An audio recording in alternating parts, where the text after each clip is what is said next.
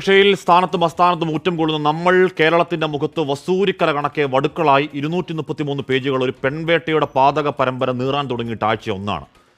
അങ്ങേയറ്റത്തെ തെമ്മാടിത്തരങ്ങളുടെ സാക്ഷ്യപത്രമായി വേട്ടയാടപ്പെട്ട സ്ത്രീകളുടെ കണ്ണീരിൽ കുതിർന്നൊരു വിലാപക്കെട്ട് കേരളം കാണാതിരിക്കാൻ കാലങ്ങളായി പറഞ്ഞ കള്ളവാക്കുകളുടെ തുടർച്ചയിൽ ജസ്റ്റിസ് ഹേമ വർഷങ്ങൾക്ക് മുൻപ് എഴുതിയ ഒരു കത്തിൽ ഇല്ലാവ്യാഖ്യാനങ്ങൾ ചമയ്ക്കുന്ന വ്യാജത്തിന്റെ തുടർച്ചയിൽ പരാതിയുണ്ടോ, കേസെടുക്കാം എന്ന് മുഖ്യമന്ത്രിയുടെയും മന്ത്രിമാരുടെയും ഔദാര്യപ്പേച്ചിന്റെ കാലത്ത് കേവലം ഒരു വ്യവഹാരിയുടെ ഹർജിയിൽ പ്രഹരശേഷിയോട് ഇടപെടുന്ന നീതിപീഠം ആ നായാട്ട് വഴിയിൽ ഏതറ്റം വരെ പോകാൻ ദയരാഹിത്യമുള്ള 15-അംഗ പവർ ഗ്രൂപ്പിന്റെ രാഷ്ട്രീയാതീത കരുത്തിൽ ആ വിലാപങ്ങൾ ആറടി മണ്ണിൽ അടങ്ങിപ്പോകുമോ എന്ന ആശങ്കയിലാണ് ഇടപെടൽ. ജസ്റ്റിസ് മുഹമ്മദ് മുഷ്താഖ് സ്നേഹാദരങ്ങൾ അങ്ങ് പണ്ടേ നീതിമാനാണ്.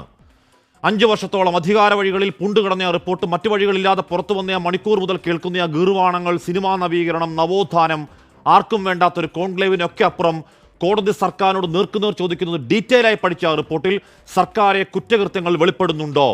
ഈ വർഷങ്ങൾ അത്രയും മേശപ്പുറത്ത് റിപ്പോർട്ട് ഇരിക്കുമ്പോഴും ഞാനൊന്നും കണ്ടില്ലേ, ഞാനൊന്നും വായിച്ചില്ലേ എന്ന് വ്യാജം പറഞ്ഞ് കണ്ണുപൊത്തി കളിച്ച സാംസ്കാരിക മന്ത്രിയുടെ സർക്കാർ ഏജ് പറയുന്നു ഉണ്ട്, കോടതി കുറ്റകൃത്യങ്ങൾ വെളിപ്പെടുന്നുണ്ട്. എങ്കിൽ സർക്കാരെ കേസെടുക്കുമോ എന്ന ചോദ്യം മുതലുള്ള മറുപടിയില്ലാ പതർച്ചയിൽ ആ ഉദ്യോഗസ്ഥനെ പഴിക്കേണ്ടതല്ലത് സർക്കാരിന്റെ ഉരുണ്ടുകളി പ്രതീകമാണ്. ഇപ്പോഴും പറയലല്ലേ, വനിതാ കമ്മീഷൻ അടക്കം പരാതി ഉണ്ടെങ്കിൽ കൊണ്ടുവാ, കേസെടുക്കാമെന്ന വായ്ത്താരി. ആ വൈകൃത കൂട്ടങ്ങളുടെ വേട്ടയിൽ പൊറുതിമുട്ടി കിടപ്പറക്ഷണത്തെ എതിർത്താൽ ആട്ടിയോടിച്ച് ഔട്ട്കാസ്റ്റ് ആക്കപ്പെട്ടവരാണ്. പരാതിപ്പെട്ടാൽ ഈ 15-അംഗ തെമ്മാടിപ്പടയും അവർക്ക് കഞ്ഞിവെക്കുന്നവരും ചേർത്ത് കുടുംബത്തെ അടക്കം കൊലവിളിക്കുമെന്ന് ആദിപ്പെടുന്നവരാണ്.